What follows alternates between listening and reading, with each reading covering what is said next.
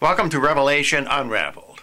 I'm your host, William Tapley, also known as the third eagle of the apocalypse and the co-prophet of these end times. One of my subscribers sent me a very interesting article claiming that Pope Francis will okay the bombing of the ISIS militants in Iraq. And I want to read this for you. This appeared in the Washington Times, and the date line is August the 13th. That would be this past Wednesday. And the headline is, Vatican approves of U.S. airstrikes in Iraq. And this also appeared on the Breitbart internet site, and I'll put the link to that article below. The Vatican has given a rare exception granting approval to U.S. military airstrikes against Islamic State fighters in Iraq. I believe that is ISIS. And now this says the Vatican approved it. That doesn't necessarily mean Pope Francis, although I doubt if they would make this statement without his approval. Military action might be necessary, said Silvano Tomasi, the Holy See's ambassador to the United Nations. Agence France Presse reported. Intervention now before it is too late. Fearing a genocide of Christians, the Vatican is making an exception to its peace policy in condoning military intervention in Iraq, despite vocally disapproving the U.S. intervention in 2003. And I remember that very well. Pope John Paul II sent an ambassador to President George W. Bush, urging him not to intervene in Iraq. But of course, President Bush did not listen to the Pope's ambassador, and the whole mess in the Middle East can actually be traced back to George Bush wanting to remove Saddam Hussein. That was a disaster for Christians throughout the Middle East. And President Obama has continued that policy, extending it to Libya and Egypt and Lebanon and Syria and throughout the Middle East. And American policy has resulted in the deaths of many Christians in that area.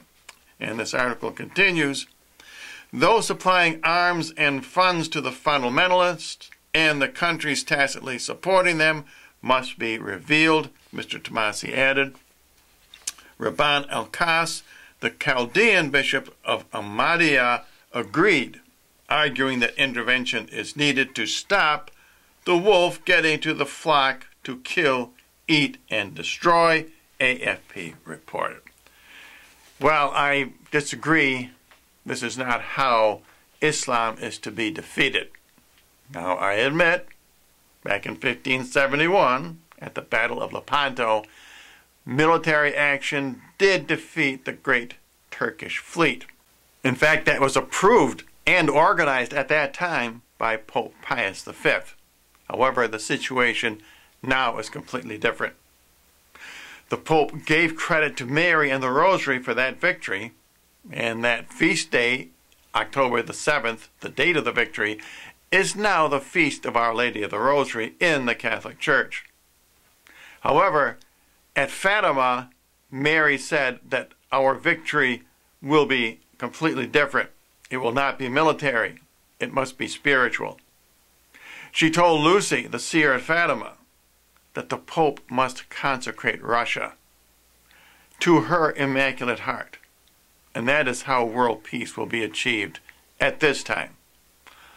None of the recent popes have done this consecration, nor has Pope Francis. And if Pope Francis is the false prophet, I doubt very much if he will achieve this victory over communism, over the one world communist tyranny. Pope Benedict may do it, but I believe that the answer lies elsewhere. At Fatima, Mary also gave us lay people a duty to fulfill, and that is the praying of the Rosary. And this is consistent with Bible prophecy. Ezekiel, Zechariah, all the last 6 chapters of Daniel even our Lord's message in the Olivet Discourse tells us that 666, the forces of the Antichrist, will be defeated by 555, the tremendous force of Mary's Rosary. And so, in conclusion, as I have said all along on this program, the weapon Jesus will use to defeat the Antichrist is Mary's Rosary, as prefigured by the 5 smooth pebbles which David used against Goliath, and as prophesied way back in Genesis 3:15, where the woman crushes the head of the serpent, that is Satan, and her seed, and that includes us, will crush the seed of the serpent, who is the Antichrist. And if you would like more information, or if you would like to understand how Daniel sealed up all of his great prophecies, please visit my new ThirdEagleMedia.com website.